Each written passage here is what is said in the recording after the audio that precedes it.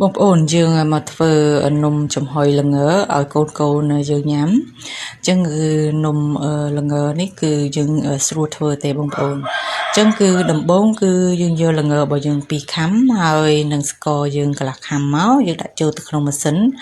គឺយើងកិនអត់ដាក់ទឹកដាក់អីទេយើងកិនឲ្យម៉ត់មកនៅពេលដែលម៉ត់ហើយបានយើងចាក់ជាមួយនឹងប្រេងចូលមក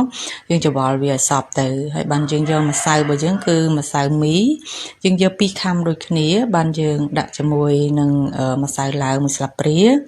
ហើយនឹងស្ករ1ស្លាបព្រាយើងយកមកនឹងដាក់ទឹកចូលគ្នាមកហើយយើងលុញម្សៅនឹងឲ្យវាចេញជាប្រទេសបែបហ្នឹងមកបានយើងដាក់ជាមួយនឹងល្ងរបស់យើងពីក្នុង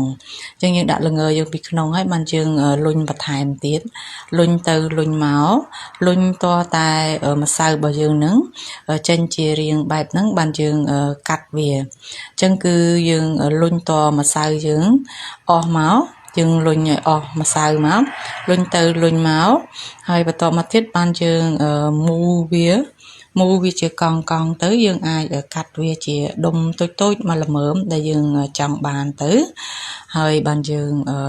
បន្តមកទៀតគឺយើងរៀបវាដាក់នៅក្នុងឆ្នាំងចំហុយមកអញ្ចឹងគឺនៅពេលដែលយើងចំហុយនំហ្នឹងគឺយើងចំហុយវាតែ20នាទីទៅគឺឆ្អិនហើយបងប្អូននៅពេលដែលឆ្អិនគឺរសជាតិឆ្ងាញ់ហើយសាច់នំក៏ទន់ល្អដែររសជាតិឆ្ងាញ់មែនទែនបងប្អូន